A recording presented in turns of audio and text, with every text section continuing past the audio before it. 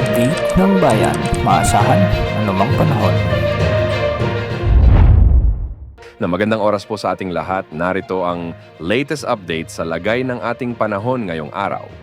Ilang oras na lamang ay tatama na ang sentro ni Bagyong Ophel sa bahagi ng Cagayan bilang napakalakas na bagyo o Super Typhoon. Huling namataan ang sentro ng mata ni Super Typhoon Ophel sa coastal waters ng Divilacan, Isabela. Taglay ang lakas ng hangin na umaabot sa 185 kilometro bawat oras malapit sa gitna at pagbugsong aabot sa 230 kilometro bawat oras. Kumikilos ito ngayon ng pahilagang kanluran sa bilis na 15 kilometro bawat oras. Inaasahang tatama na ang mata nito ngayong hapon sa Cagayan area at tatawirin ang Babuyan Channel sa mga susunod na oras. Maraming lugar na rin ang nasa ilalim ng tropical cyclone wind signals. Kaya maghanda at maging alerto. Inaasahang magdadala ito ng malalakas na hangin at pag-ulan, kaya posible ang mga pinsala na dulot ng bagyo. Posible namang humina ang bagyo pagkatawid nito sa extreme northern Luzon. Samantala, patuloy ding lumalakas si Bagyong Manyi o ang bagyo na tatawaging Pepito. Sa kasalukuyan, ang ito ay naaapektuhan ng malakas na high-pressure area sa timog ng Japan, dahilan upang ito'y kumilos ng timog kanluran sa susunod na 12 oras. Pagkatapos nito, inaasahang liliko ito pakanluran habang papalapit ito sa ating PAR. Posibleng pumasok ang bagyo sa ating area of responsibility ngayong gabi ng Huwebes at tatawagin itong Bagyong Pepito.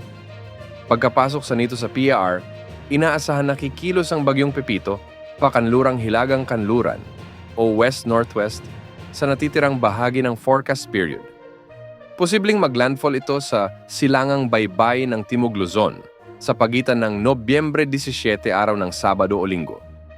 Gayunpaman, dahil sa posibilidad ng pagbabago sa forecast track, posible ring maglandfall ito sa silangang baybayin ng Gitnang Luzon o silangan ng Visayas. Sa ngayon, patuloy na lumalakas ang bagyong ito at inaasahang aabot ito sa severe tropical storm category ngayong araw. Bukas ng umaga, maaari itong umabot sa typhoon category and hindi isinasantabi ang posibilidad ng mabilis na paglakas nito o rapid intensification.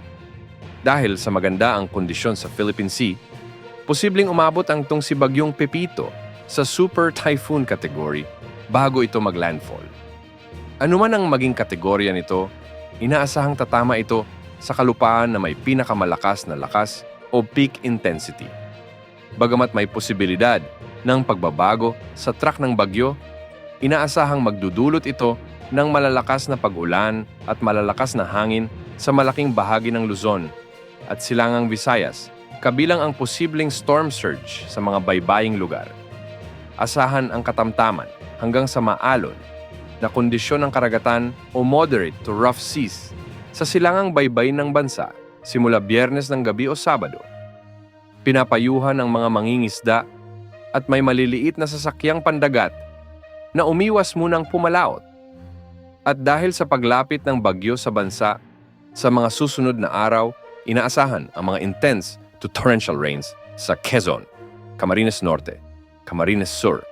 Heavy to intense rains naman sa Metro Manila, Cavite, Laguna, Rizal, Batangas, Catanduanes, Albay, Sorsogon, Marinduque, Northern Samar, Aurora, Bulacan, Nueva Ecija, Pampanga, Tarlac, Bataan, Zambales.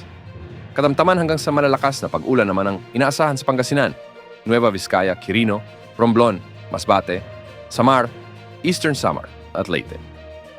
Mataas ang banta ng mga malalakas na pag-uulan, pagguho ng lupa at storm surge, kaya't posible ang mga malawakang pagbaha at pagguho ng lupa sa mga lugar na direktang dadaanan ng bagyo.